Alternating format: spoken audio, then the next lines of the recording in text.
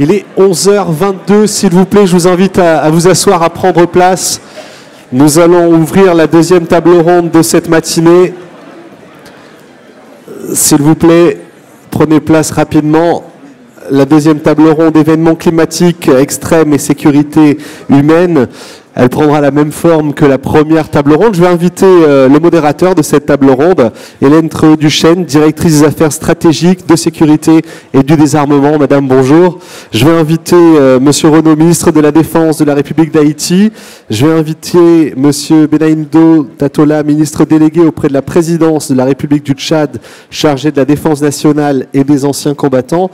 Et puis je vais inviter le représentant de Monsieur Joël Morgan, ministre des Affaires étrangères et des Transports de la République des Seychelles, qui a été retenu de ne pas être avec nous. C'est l'ambassadeur des Seychelles en France, Monsieur Chamelet, qui va nous rejoindre sur scène pour cette seconde table ronde de la matinée. S'il vous plaît, les intervenants, je vous invite à monter sur scène et à rejoindre Madame Trehaut-Duchesne pour cette présentation. Et comme nous l'avons fait tout à l'heure, nous allons retrouver Nicolas Hulot avec quelques éléments d'introduction à cette thématique en images.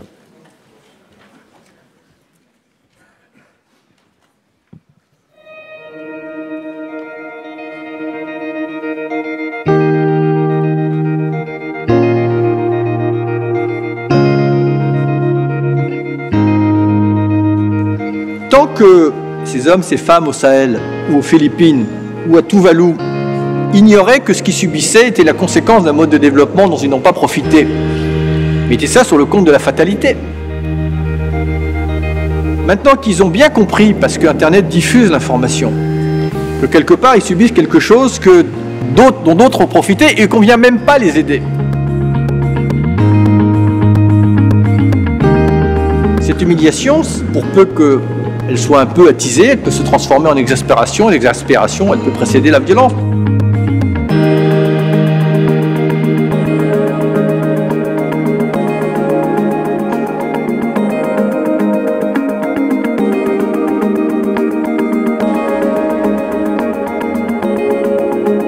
On s'aperçoit que les conséquences des changements climatiques peuvent être la petite étincelle qui met le feu aux poudres.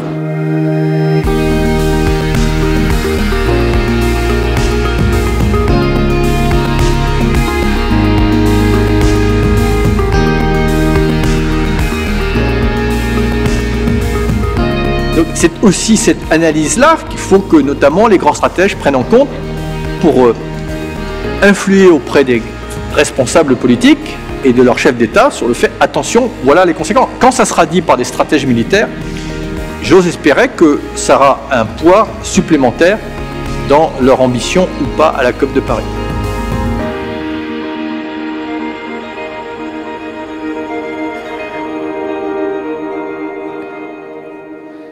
Événements climatiques extrêmes et sécurité humaine, nous allons échanger sur cette thématique pendant un petit peu moins d'une heure. Hélène Trehaut-Duchesne, vous serez la modératrice de cette table ronde. Bonjour madame. Bonjour, mesdames et messieurs les ministres, monsieur l'ambassadeur, mesdames, messieurs les officiers généraux, mesdames, messieurs les experts, mesdames, messieurs, je souhaite tout d'abord remercier le ministère de la Défense de nous avoir offert ce cadre de débat et je remercie nos intervenants d'avoir accepté de faire le voyage pour certains d'entre eux pour venir jusqu'à nous. Nous sommes invités à réfléchir ensemble aux incidences que les événements climatiques extrêmes ont sur la sécurité humaine. Poser la question en ces termes, c'est replacer l'individu au centre de la discussion sécuritaire et c'est envisager la sécurité dans son acception large qu'elle couvre la sécurité économique, alimentaire, environnementale. Certaines régions sont particulièrement affectées par les événements climatiques extrêmes et ces événements, elles touchent tout d'abord les individus, mais aussi tout un environnement, tant rural qu'urbain, où se déploient les activités humaines. Les intervenants qui ont accepté de participer au débat sont particulièrement précieux pour éclairer cette situation en raison des régions et des pays dont ils viennent. Nous allons tout d'abord entendre Monsieur Lénard Renaud, qui est ministre de la Défense de la République de Haïti.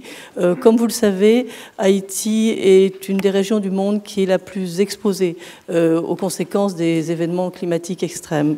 Nous étendrons ensuite Monsieur Joël Bedaindo Tatola, qui est ministre délégué auprès de la présidence de la République du Tchad, chargé de la défense nationale et des anciens combattants.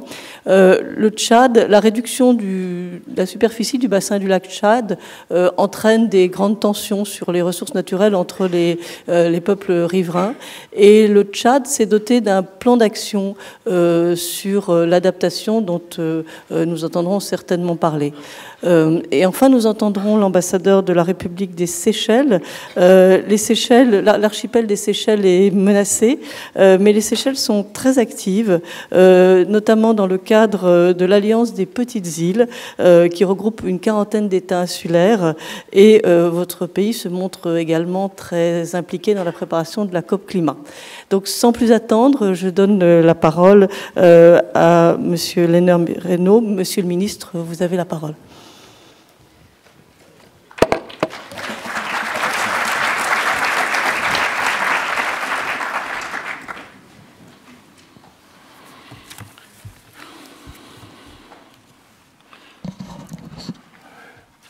Vous savez, je reviens d'un pays de très loin.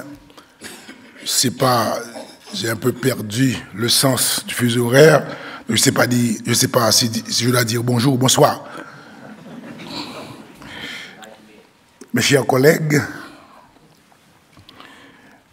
vous permettrez qu'in milelitis, j'adresse mes remerciements à la République française pour son engagement dans la problématique du climat à travers toutes les assises internationales traitant du sujet, soit de Kyoto à Copenhague, aujourd'hui Paris, en prélude au COP 21 de novembre prochain.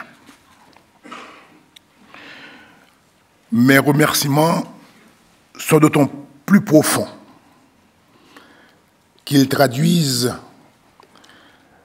les sentiments d'un tiers-mondiste, insulaire, impuissant, dont le pays est situé sur la trajectoire naturelle des cyclones et à la frontière des plaques tectoniques de l'Amérique du Nord et des Caraïbes.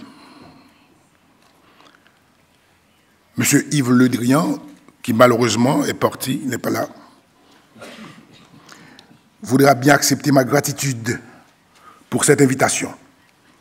Au nom d'Haïti, ce pays meurtri qui a subi les affres de 70 désastres majeurs entre 1900 et 2014, dont 23 ouragans, 36 grandes inondations, 10 sécheresses et 10 séismes, dont le plus dévastateur, il y a seulement 5 ans, a interpellé le monde entier pour son cortège de morts, d'estropiés et de sans-abri, et son bilan économique effroyable.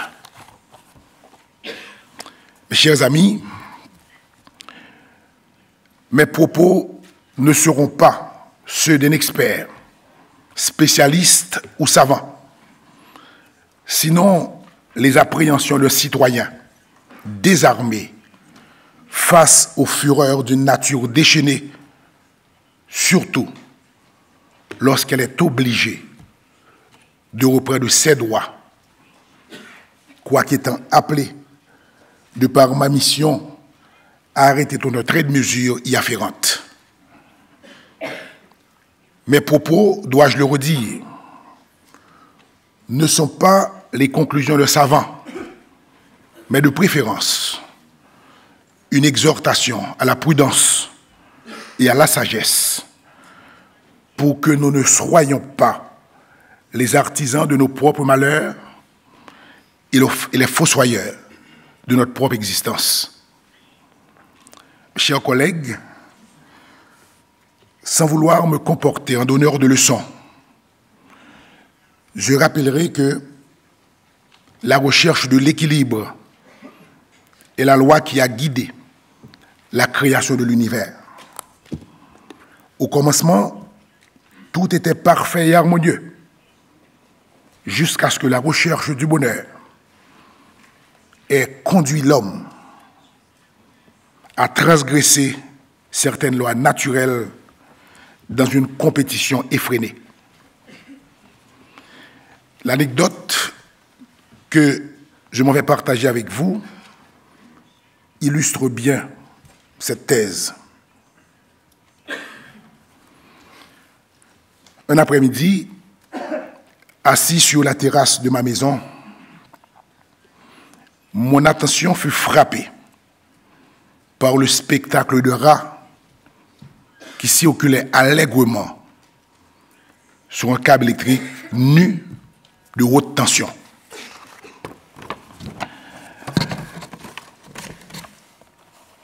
Il ne fut pas électrocuté pourtant ce rat. Subjugué, j'ai vite fait d'établir le parallèle entre ce petit rongeur et l'homme structuré, et l'homme structure complet et intelligent qui n'oserait toucher le câble en question, même avec ses gants protecteurs, sans s'assurer que le courant a été préalablement débranché. Autrement dit, j'ose croire, sinon que je crois, que l'imperfection n'est pas dans la nature.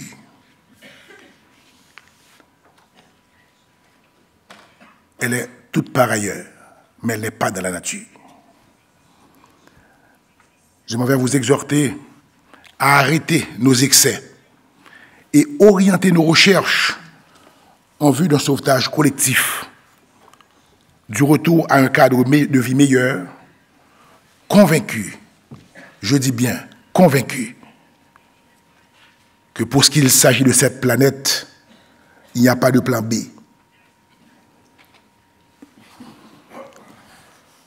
Mes chers amis,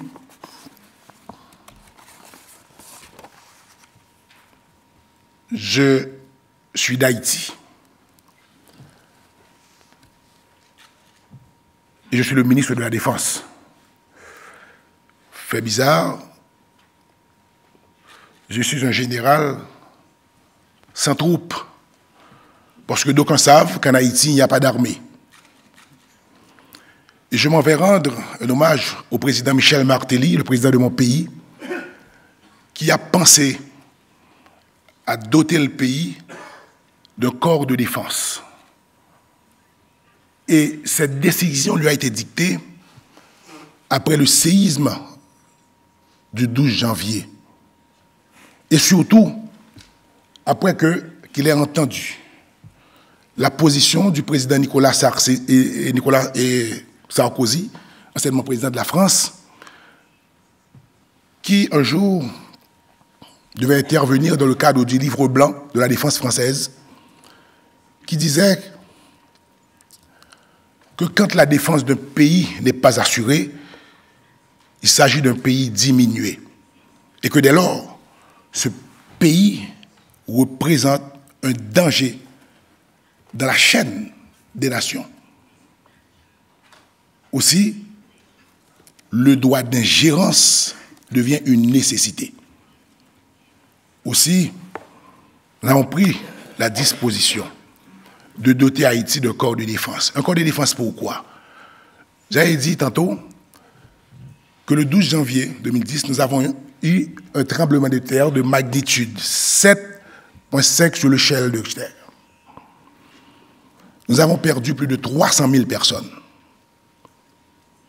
Des estropiés à la fois. Une économie ruinée. Fait cocasse. On a dû attendre l'intervention de l'Asie, de l'Europe, de l'Amérique latine du Sud et de la Caraïbe en général pour voler au secours d'Haïti parce que justement, on n'a pas eu une force structurée pouvant dégager des citoyens des décombres.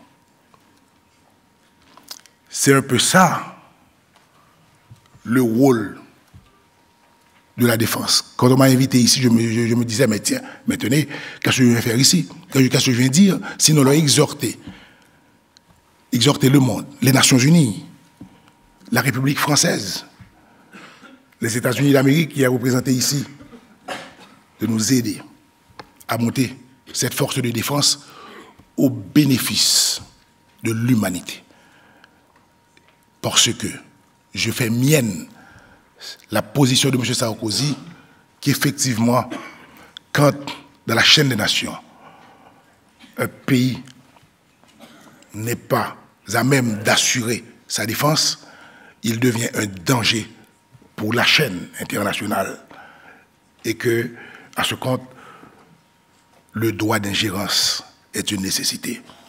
Vous savez que nous partageons une île avec la République dominicaine. Et cette île que nous partageons, nous avons 365 km de frontières terrestres sur 4 départements. La République d'Haïti n'est pas protégée, puisque depuis le démantèlement des forces armées d'Haïti, les frontières d'Haïti sont livrées à elles-mêmes.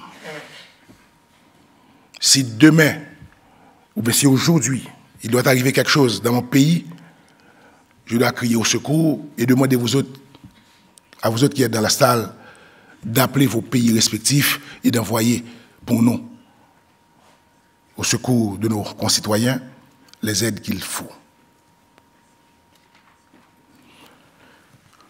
Je m'en vais demander à monsieur le modérateur de projeter pour nous. OK. Vous avez devant vous la sécurité. Alors prendre le contexte. Vous n'avez pas commencé par le contexte. OK, le contexte, voilà. Comme vous le savez, Haïti est très vulnérable à cause de sa position géographique particulière, puisqu'elle est située sur la jonction des plaques lithosphériques, Caraïbes et Amérique du Nord, et sur la trajectoire des cyclones tropicaux. C'est parti. Okay.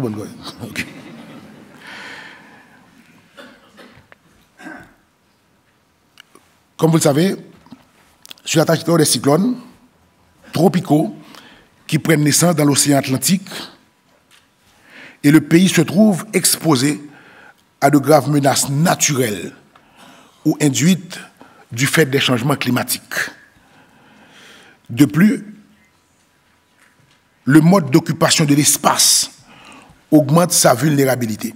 Alors quand je dis le mode d'occupation de l'espace, ça y est, chez nous, c'est,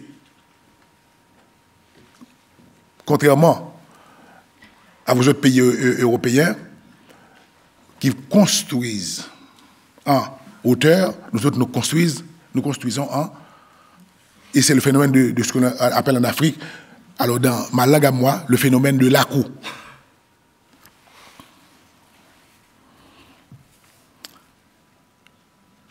La fréquence des catastrophes majeures telles que cyclones, inondations, sécheresses, tremblements de terre entretient un sentiment permanent d'insécurité et d'impuissance. Je viens de vous dire qu'on a eu un tremblement de terre en 2010 qui a fait 300 000 morts.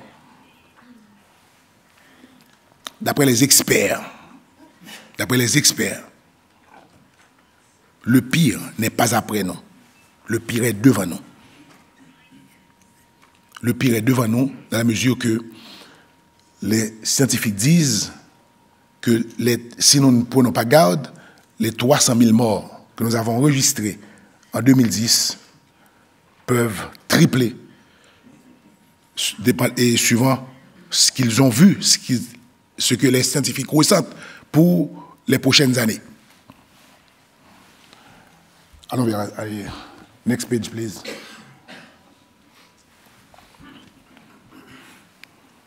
Dans ce document se trouvent exposées toutes les menaces, risques et défis auxquels le pays est confronté. Posant un diagnostic sûr, il recommande la mise en place d'un certain nombre d'outils susceptibles d'adresser des problèmes dans une perspective de solution à long terme.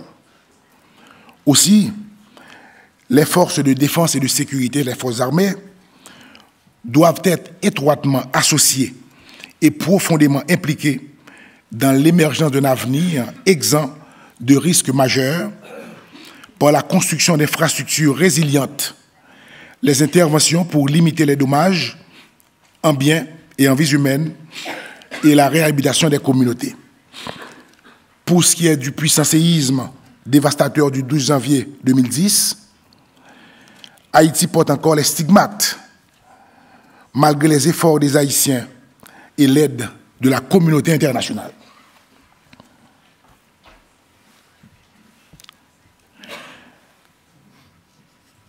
La stratégie nationale de sécurité comporte 3 volets.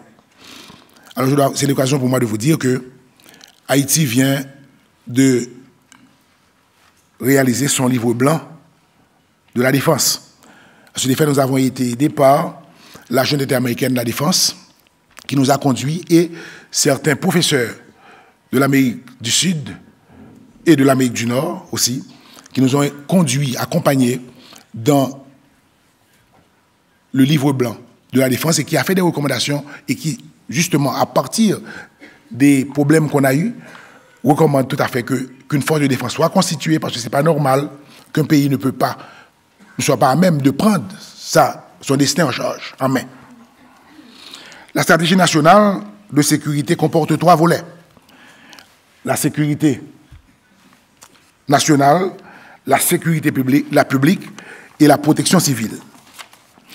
Le livre blanc sur la sécurité et la défense nationale marque la rupture avec la dissuasion classique pour prioriser les réponses aux phénomènes naturels, notamment ceux liés au changement climatique et au mouvement des plaques tectoniques. Okay.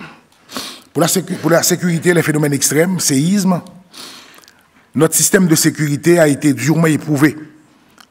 Je le redis, suite au séisme de 2010, dont le bilan très lourd a donné une idée de la faiblesse de nos structures, selon les chiffres publiés par la Commission économique pour l'Amérique latine, CEPAL, qu'il y eut 300 000 morts et 311 000 blessés et 869 personnes portées disparues. Les 500 000 personnes qui ont fui leur zone d'habitation pour s'établir ailleurs, en l'absence de tout plan national d'évacuation, ont constitué une entrave à la sécurité. Le ratio police-population, déjà en deçà des standards régionaux, s'est trouvé sérieusement affecté.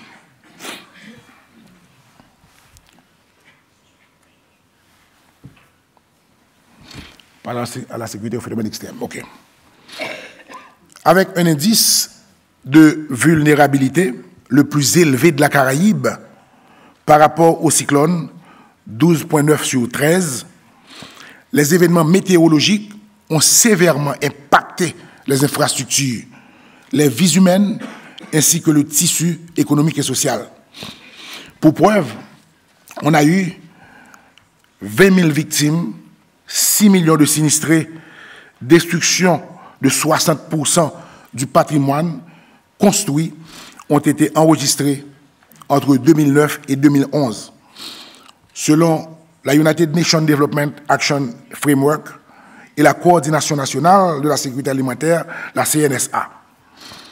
L'année 2008 fut particulièrement terrible sur le plan économique, avec les cyclones à répétition qui ont causé 793 morts et 310 disparus et occasionné des pertes estimées à 897 390 000 $ US, soit 14% du PIB d'Haïti en 2007. Selon le ministère de l'Économie et des Finances, le secteur agricole a été le plus sévèrement touché. En septembre 2008, 3 cyclones ont affecté Haïti, soit Gustave, Anna et Haïk, causant 423 morts, 50 disparus et plus de 100 000 personnes sinistrées, d'après les statistiques de l'USAID. À ce rythme, Haïti est devenu un lieu privilégié et un laboratoire pour les cyclones.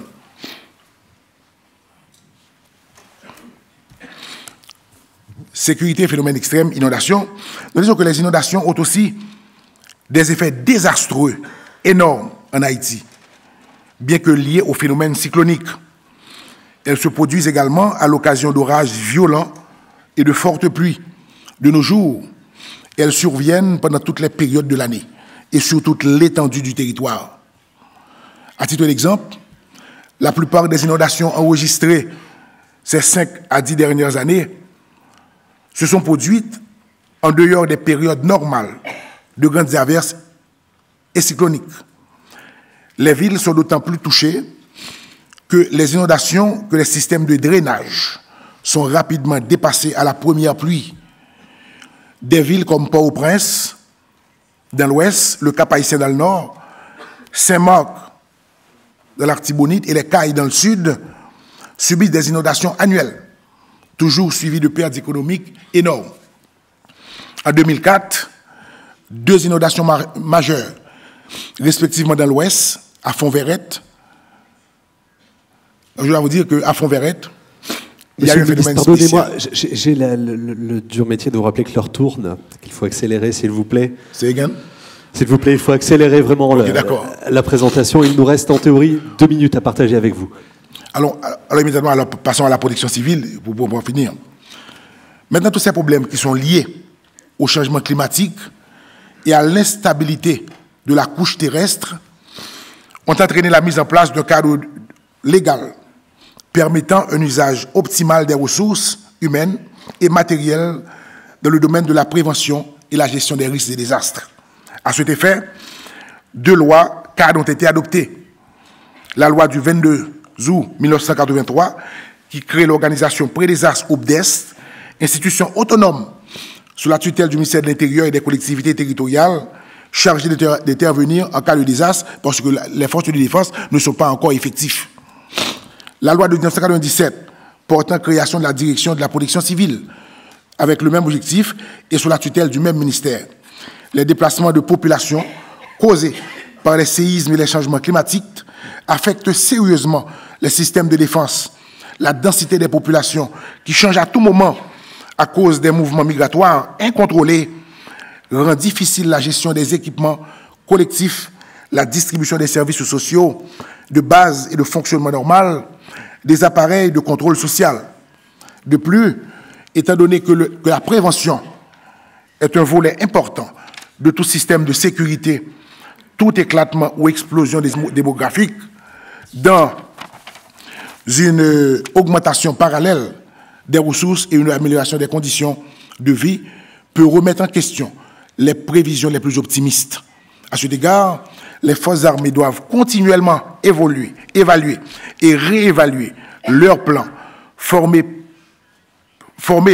leur personnel, diversifier leurs ressources en vue de s'adapter au changement. Mesdames, Messieurs, je m'arrête ici. Mais je ne m'en vais pas sans vous rappeler que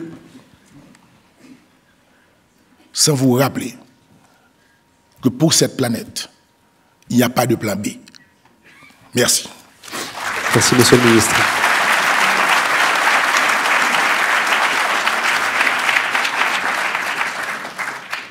Merci beaucoup, Monsieur le Ministre. Et comme vous l'avez dit très justement, il n'y a pas de plan B pour la planète, et c'est pour ça que la France, avec toute la communauté internationale, est déterminée à agir. Sans plus de transition, je vais donner la parole à Monsieur Joël Benindo Tatola. Monsieur le Ministre, vous avez la parole.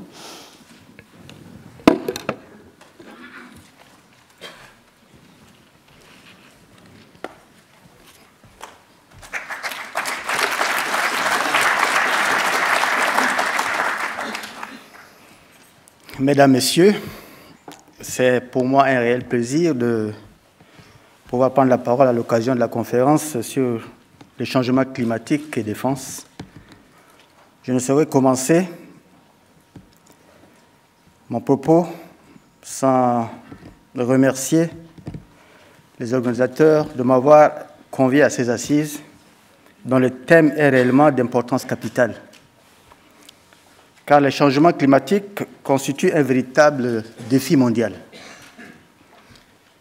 une entrave majeure à la noble mission de la planète.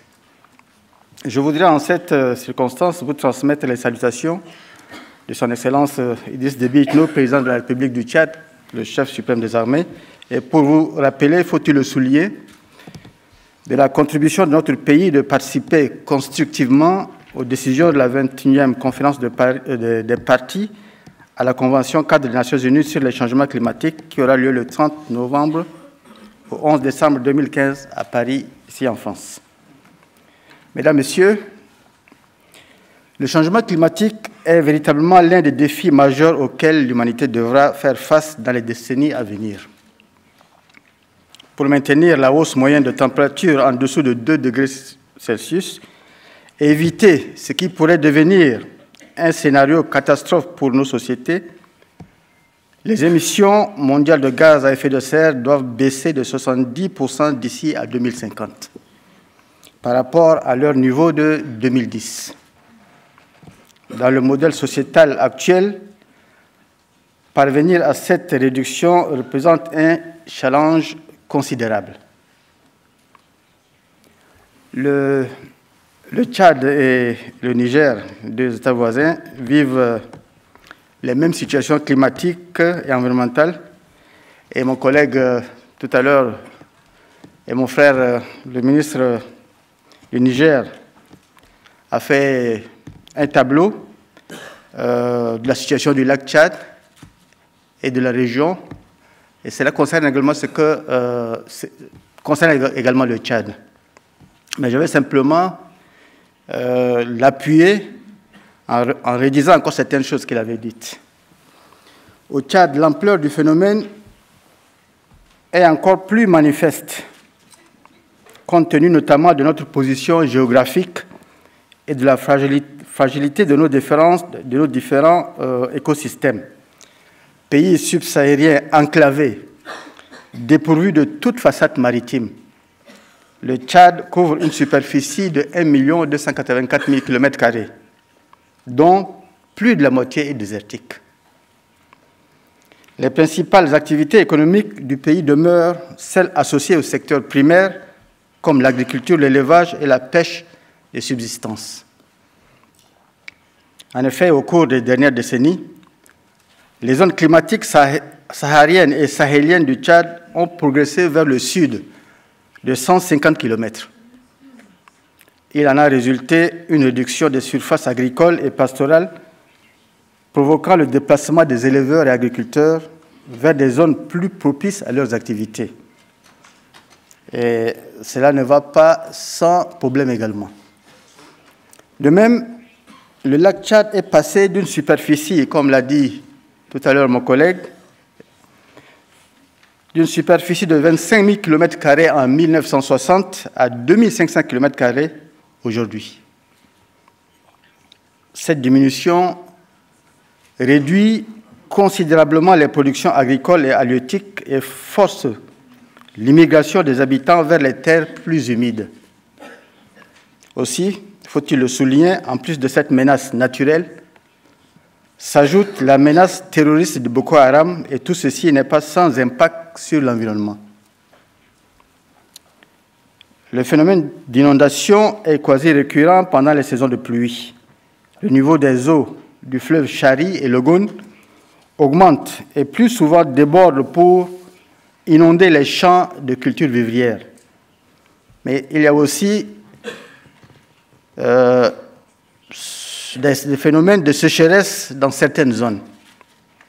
Ces situations provoquent donc des calamités au point de constituer un danger pour la sécurité alimentaire. Conformément donc aux orientations de la politique du gouvernement du Tchad en matière de développement, le Tchad aspire à devenir un pays émergent. À cet égard, le gouvernement entend, entre autres, renforcer la protection de l'environnement, l'atténuation des émissions de gaz à effet de serre et l'adaptation aux effets des changements climatiques. Je vous avoue que la problématique de la protection de l'environnement est consacrée dans la Constitution du Tchad. Une loi de 1998 définit les principes généraux de protection de l'environnement et en 1992, le Tchad a signé la Convention cadre des Nations Unies sur les changements climatiques et l'a ratifiée le 30 octobre 1993, ce qui démontre donc à juste titre la volonté du Tchad de contribuer efficacement à l'effort mondial de lutte contre le réchauffement global de la planète auquel le pays est très vulnérable, eu égard à la fragilité de ses écosystèmes, de son économie, fortement dépendante des secteurs sensibles aux variabilités climatiques. Mesdames, Messieurs, face au défi du développement du Tchad, le Tchad se mobilise pour lutter contre le changement climatique et s'adapter à ses impacts en déployant des efforts, certes, à sa portée pour la protection de l'environnement, notamment à travers les activités de plantation de milliers d'arbres chaque année et la mise en œuvre du Programme national de développement des ceintures vertes autour des villes tchadiennes. À ces ceintures vertes s'ajoute l'opération 10 millions d'arbres dans le cadre du programme Grande Muraille africaine et l'institutionnalisation de la Semaine nationale de l'arbre.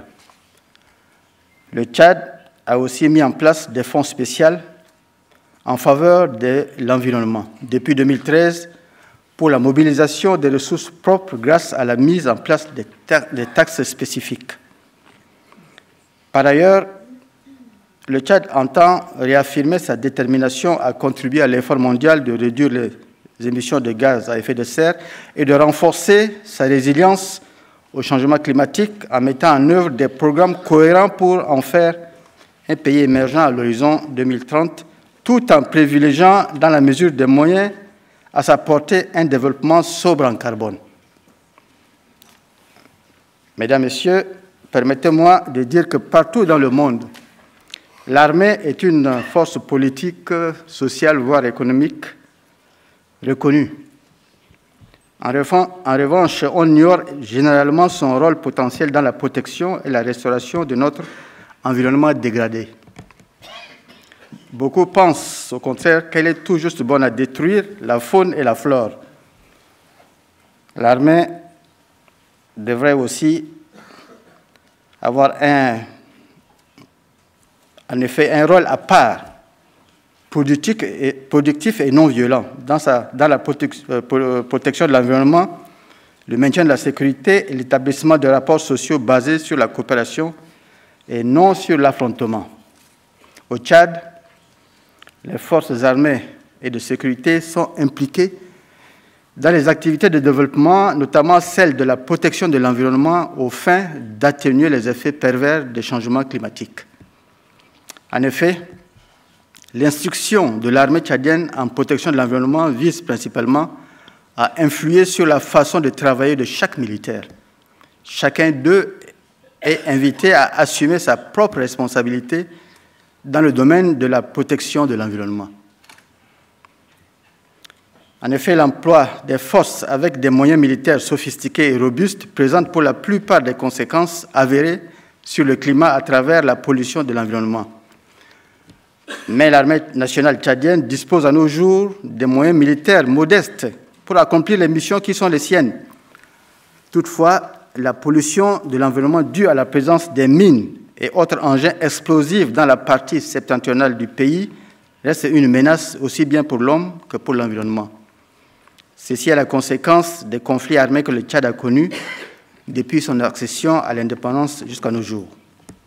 À la lumière de ce qui précède, il convient de souligner que les efforts de l'armée tchadienne déployés pour la protection de l'environnement depuis quelques années ont donné lieu à de nombreux succès, notamment la dépollution de certaines zones minées par l'entremise du Haut Commissariat national de déminage avec l'appui des partenaires. Le retour à la stabilité des éléphants et autres animaux intégralement protégés dans le parc national de Zakouma, menacés par les braconniers lourdement armés. La restauration des zones dégradées suite au reboisement par la mise à terre des plants sur le site dans certaines régions et autour de N'Djamena. Le contrôle et la surveillance sur toute l'étendue du territoire aux coupes abusives des bois. Mesdames, Messieurs, je ne pourrais terminer mes propos sans vous présenter le grand défi de l'armée tchadienne qui repose sur la lutte contre le changement climatique au niveau du lac Tchad. Le désensablement du lac Tchad pourrait faciliter son retour progressif à sa superficie d'antan. Les difficultés face auxquelles sont soumises les forces armées et de sécurité du Tchad ne permettent pas à celles-ci d'appuyer efficacement le département de l'environnement.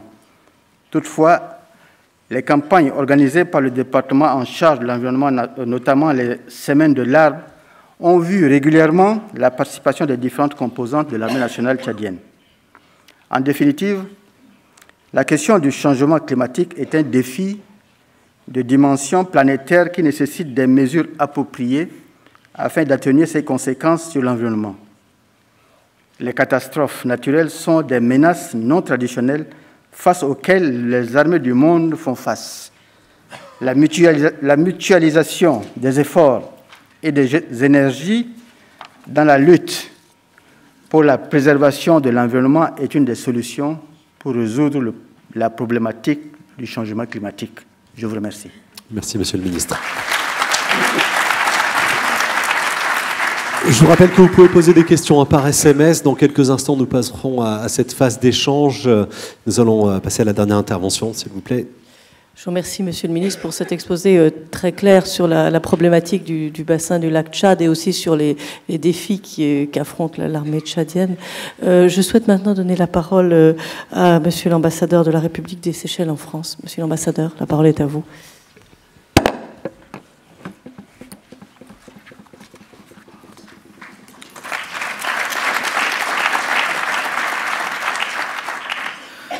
Mesdames, Messieurs, permettez-moi de vous adresser en anglais. I thank the organizers for giving us this opportunity to provide a Seychelles perspective to the deliberations of this conference. Seychelles is one of the 37 small island developing states, SIDS for short. It has a total land area of 455 square kilometers on 115 islands. Some are low-lying coral islands and others steep granitic ones with a very narrow coastal strip. 50% of the land area is under some form of protection.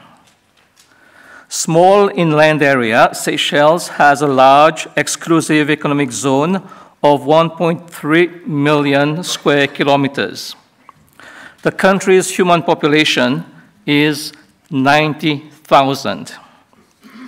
Since it became a sovereign state in the late 1970s, Seychelles has implemented a people-centered policy with investment in education and health for all, assistance for housing, and facilitation of business and employment creation.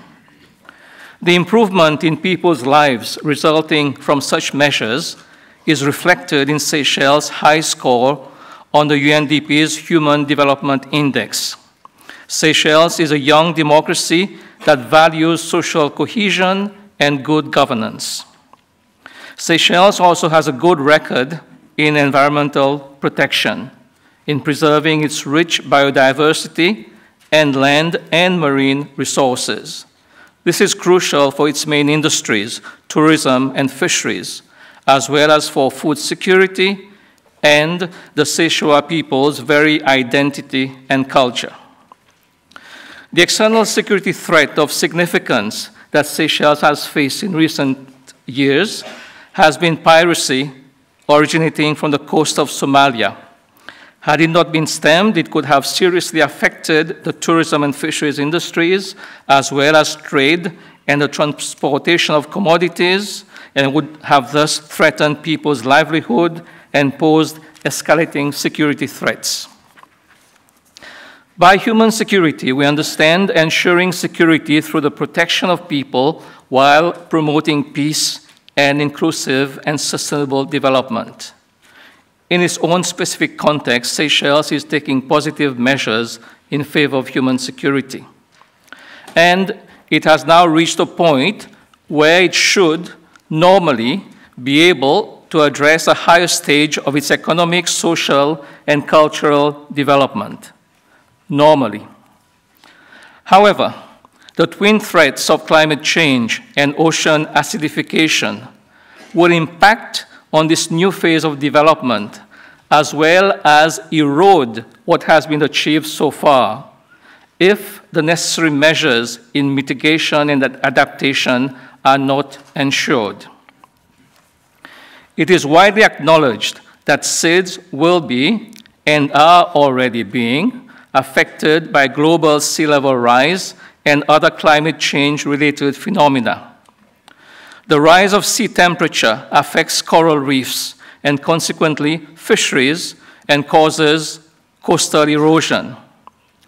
Infiltration of seawater in soil increases its salinity and affects coastal agriculture. Changes in rainfall affects the availability of water for human consumption, agriculture and forestry, and the ecosystem as a whole. Too much water can cause floods, too little droughts. Ocean acidification and higher sea temperature impact on marine biodiversity and could cause the migration of fish to cooler areas. Sea level rise and extreme weather events can cause great damage to a small island state like Seychelles. The damage could include significant losses to its economy, threats to food, water, and energy security, damage to housing and public infrastructure. The schools, hospitals, places of worship, electricity and water stations, government buildings, small industries, businesses, and others being situated mainly in the narrow coastal area. New health risks could arise. The well-being and security of the population would be gravely threatened. We dread to think of what would be the consequences if the cyclone belt of the Indian Ocean were to extend northwards and cover the area of the granitic islands of Seychelles. Seychelles has been experiencing changes in the weather pattern and the increasing occurrence of extreme weather events.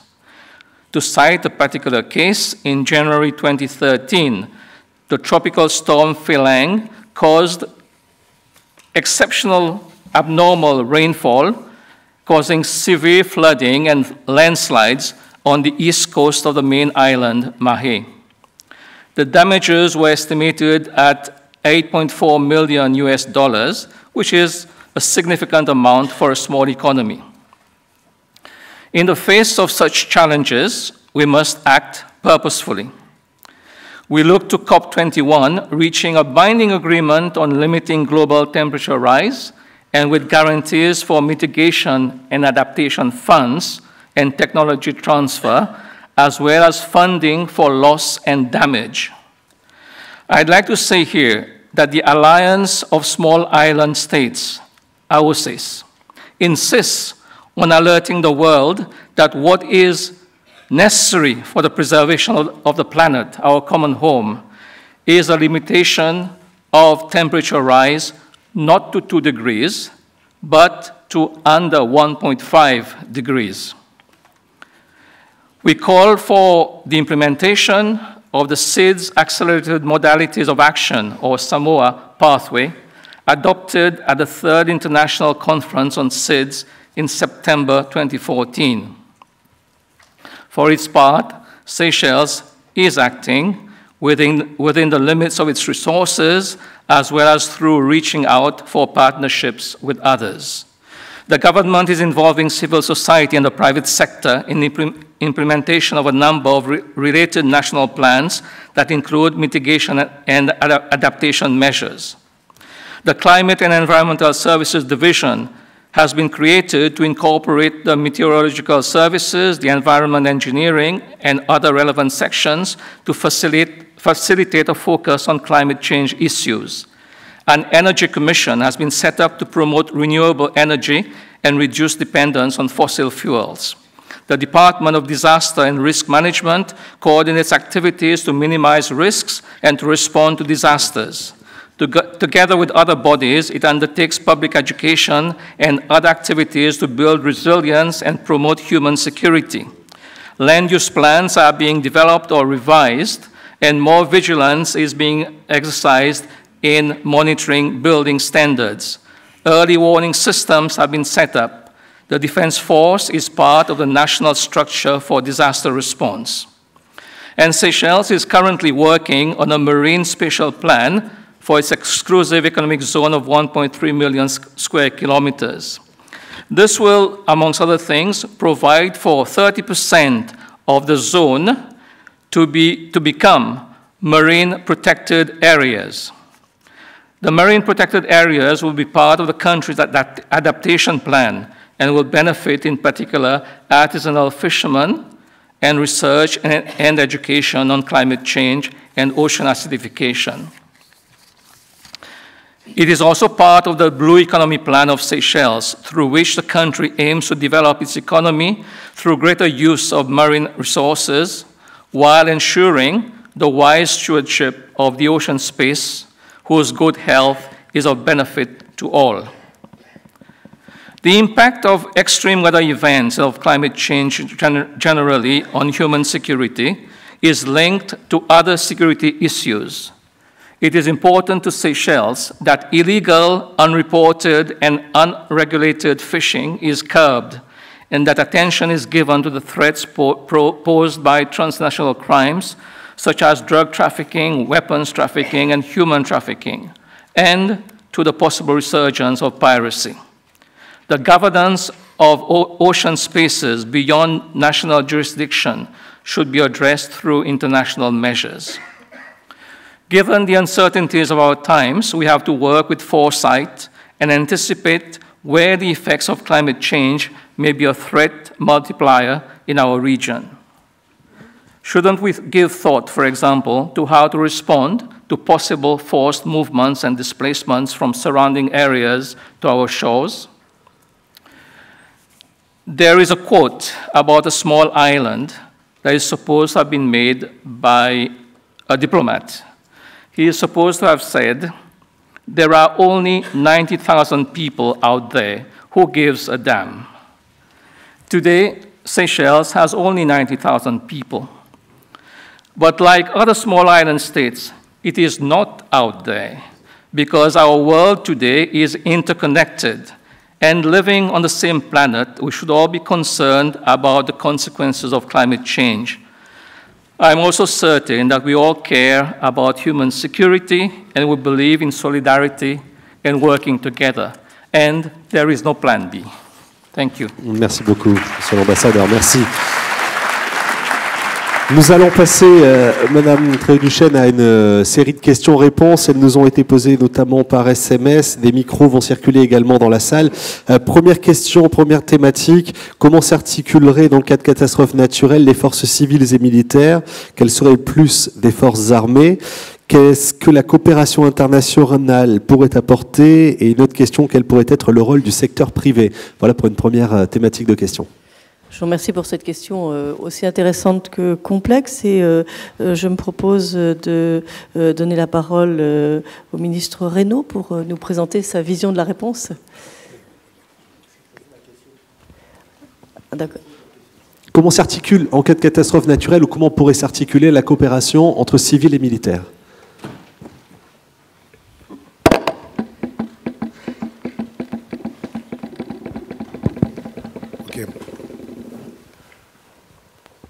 Alors nous prenons l'exemple du tremblement de terre que nous avons eu. N'était-ce pas la coopération internationale, l'aide internationale, Haïti ne serait pas sorti des catastrophes, des effets de la catastrophe. Comme je vous ai dit tantôt, on a dû attendre l'international, la coopération internationale, que ce soit de l'Asie, que ce soit des États-Unis, pour venir enlever des gens pour nous sur des décombres. Naturellement, nous continuons justement à espérer cette coopération de l'international et de la société civile. Et j'ai parlé dans mon texte de la société civile en Haïti qui, à travers des organismes bien déterminés, qui doit toujours accompagner dans les catastrophes naturelles, que ce soit à Mapou, dès qu'il s'agit d'inondations, dès qu'il s'agit de tremblements de terre ou de cyclones en général. Donc, les forces armées ne peuvent pas, à elles seules, aller au-devant des catastrophes pour les résoudre. Je vous remercie beaucoup, Monsieur le Ministre. En effet, il y a un gros enjeu de coopération internationale et c'est vrai que lors des événements en Haïti, on a vu un déploiement effectivement et de forces internationales et de réponse des Nations Unies. Est-ce qu'il y a une autre question? Je reviens dans la salle avec une question qui va intervenir dans quelques instants. Certainement, je vois qu'on a un souci de micro de ce côté. Est-ce qu'un micro est disponible, s'il vous plaît? Mademoiselle, si on peut monter. Voilà, ou monsieur. Vous avez un micro. Levez-vous, s'il vous plaît, pour qu'on puisse échanger avec vous plus facilement. Bonjour, monsieur.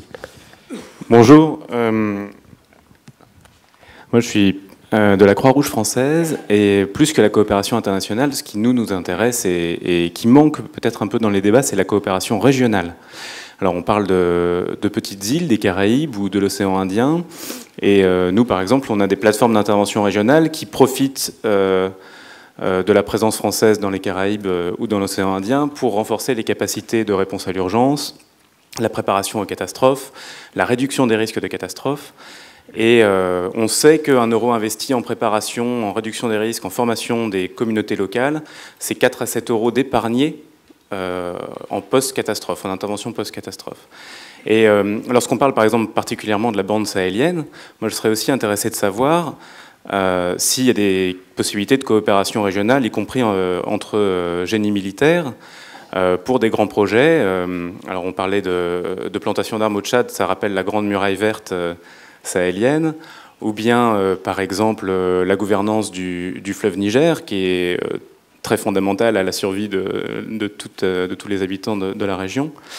Et cette réflexion peut-être au final, c'est que le changement climatique peut être une opportunité, si on peut appeler ça comme ça, pour aussi renforcer les coopérations entre États, et donc réduire les antagonismes frontaliers pour des pays qui partagent, des populations qui partagent de façon transfrontalière beaucoup de leurs ressources naturelles. Merci. Je vous remercie. Donc la question portait sur la question qui émane donc d'un représentant de la Croix-Rouge portait sur les capacités de développer une coopération régionale face aux événements climatiques et aux menaces qui pèsent, que ce soit dans l'océan Indien ou dans la bande sahélo-saharienne. Je pense, si vous en êtes d'accord, que le ministre du Tchad pourrait nous dire quelques mots sur la question.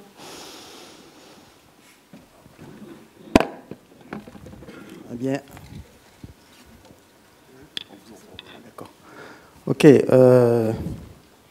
Pour ce qui est de la coopération internationale face aux catastrophes, face aux événements qui peuvent surgir, je crois que nous, au Tchad, avec tout ce qu'il y a comme États voisins et partenaires, bon, c'est vrai que nous n'avons pas connu de catastrophes naturelles importantes comme celles qu'ont connues certains pays, dont Haïti et autres. Mais les événements qui arrivent au Tchad, les événements suite aux guerres, suite